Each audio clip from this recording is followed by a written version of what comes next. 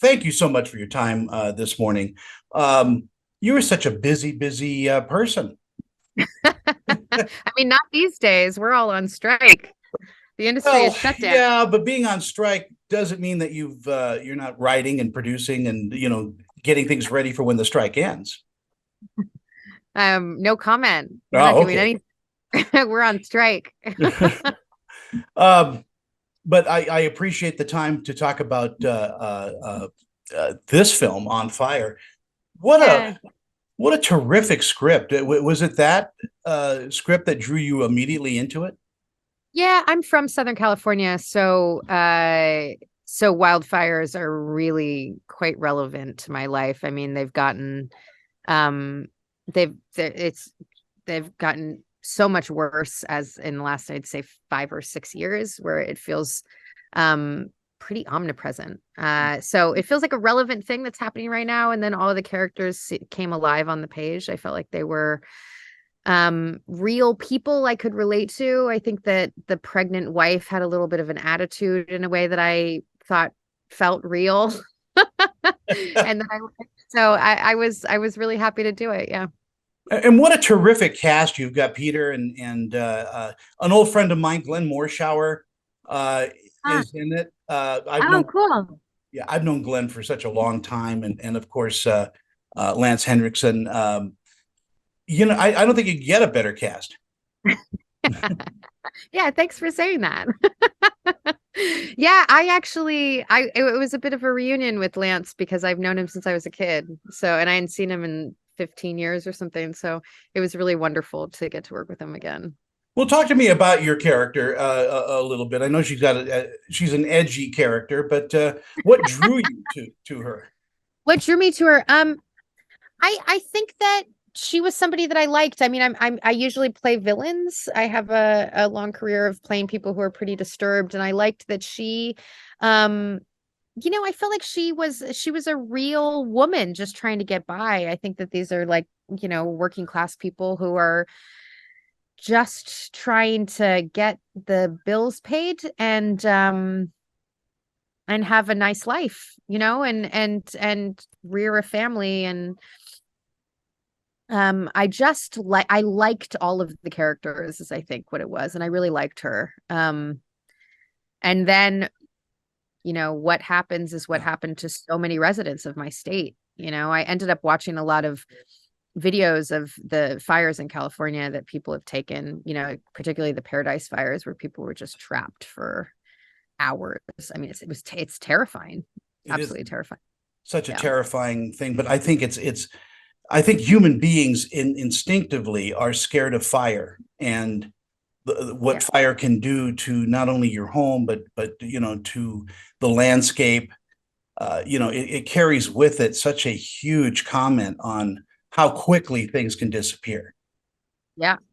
Oh, and I mean, as human beings or sapiens, we've been using fire to clear, the forests of things that are going to kill us forever, right? I mean, our relationship with fire is so old, and it's dangerous. I think that yeah, we're aware that it it's the element that it is not to be messed with.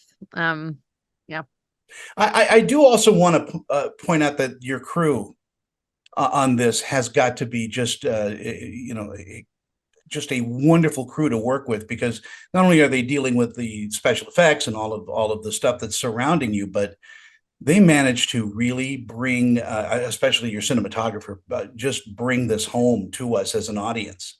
yeah. Thank you for saying that. Yeah, the crew was wonderful. And I would also say, like, it was it's a small movie. It was a small movie that was really ambitious. So there wasn't a lot of people making the movie. So the amount of hours that were put in, technical hours was really immense. And I think it's a testament. Yeah.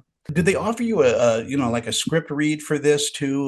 Was there chemistry tests and things like that, or uh, No, no, no. This was an offer, and then we had a table read. I remember when I was getting fitted for the extension. So even the table read itself was on Zoom, which you can't really get a feel for the people. So it was a real kind of throw in and see are we going to sink or swim? And I ended up having chemistry with the family, which, you know, doesn't always happen. So we were lucky. Yeah.